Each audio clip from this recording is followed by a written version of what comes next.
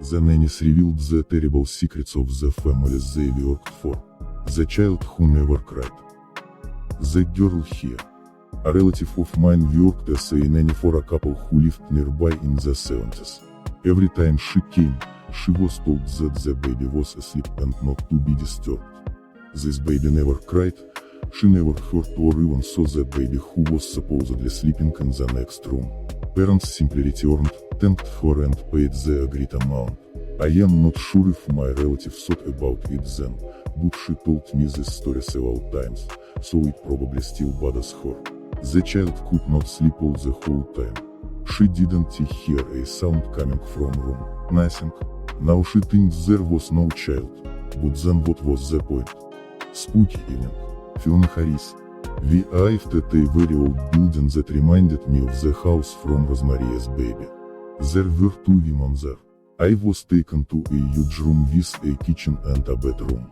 The lighting was dim and the room was crowded with beds with sheets piled with sheets. The woman I spoke to on the phone said they were looking for a caregiver for a 7-year-old boy, but there were at least 5 children in the room between the ages of 1 and 5 in the room and no boys who fit the description. All the children had long hair and looked somehow neglected. The women said they would be back around 11 of the clock, and it was 6 by the clock, but all the children were asleep except for one baby who woke up and cried for several minutes. I couldn't tell exactly how many children were around me. There was no food in the fridge, no milk, nothing. The cabinets are also empty. There was no TV in the room, which was a real test for me, only one single book. An hour passed, and I heard a strange noise coming from the kitchen, as if a man was making demonic sounds straight from the drain. I was just petrified with fear. I was sure that these women had hired me to be sacrificed. In those days everyone believed in the Church of Satan and thought that she had a lot of influence. By the way, did I mention that there was no telephone in the room? The women returned on time and paid me a little more than we agreed, and this is fair, because there were more children than we agreed. Terrible evening, to be honest. I was very frightened that the children both slept and did not wake up. They called me a taxi and I left. I never figured out how these women got my number. Fake house. Hanjin with Lucretia. I worked in the same family and still cannot say what was wrong with them. They lived in a dummy house, a fully furnished house that looked exactly like a picture from an interior magazine. But it was empty. There was nothing in the cupboards, the refrigerator and drawers were empty. No toiletries in the bedroom, no food, no utensils, no clothes, no toys. The hostess told me that I could order food for the children, and then they would watch TV. It was so strange. Specific tastes. Miss Piggy K. I sat with children when I was 13 or 15 years old. Then I lived in a small town and was like hotcakes. Often several families left their children to me at the same time. 2 or 3 babies at once. Everything suited me. I liked to sit with the children, and so I received a triple rate. Just recently I found out that there was a swingers club in our town, and it turns out that I sat with their children when they got together. Jar of masked front. One family where I worked for was considered very successful and rich, several houses, expensive cars. But the children in this family were strange. An older girl once showed me a jar of dead mice in formaldehyde. This jar was on the kitchen window. Something about it felt wrong and unsettling, and I quit. The newborn daughter of my sister speaks to me. Have you ever dreamed of going mad? God, please, let me be crazy. Because if all this is happening in reality, I cannot even imagine that what is waiting for all of us. New translations on Monday, Wednesday and Friday come to light when my sister Jillian announced that she was pregnant again. I was overjoyed for her and her husband Matt.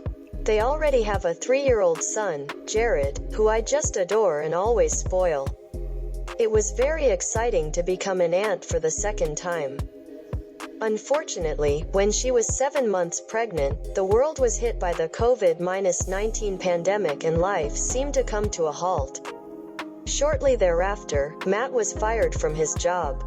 Jillian worked from home, but her income was not enough to pay the rent for a spacious apartment. I could not bear the thought of my beloved sister and her family living on the street.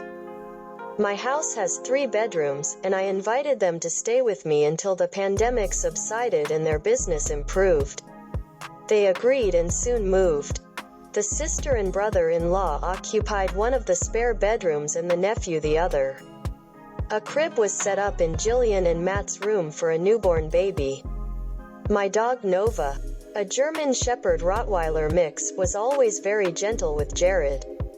Every time he visited me, they enjoyed playing together, under adult supervision of course.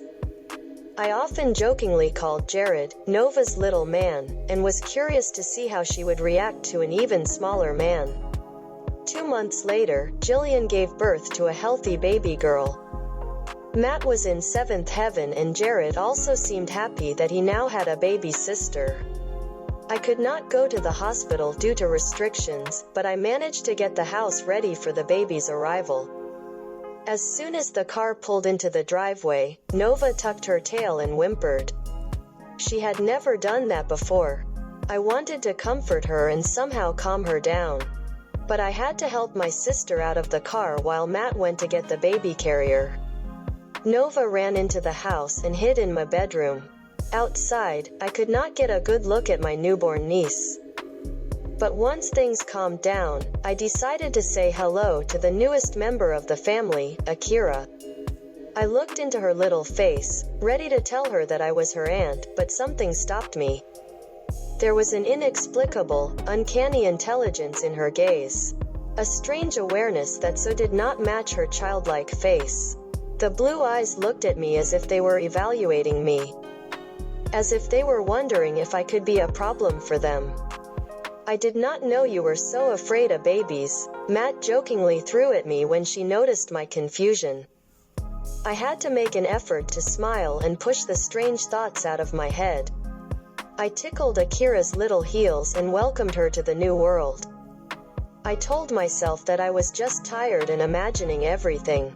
We put Akira to bed and Jillian laid down to get some sleep as well.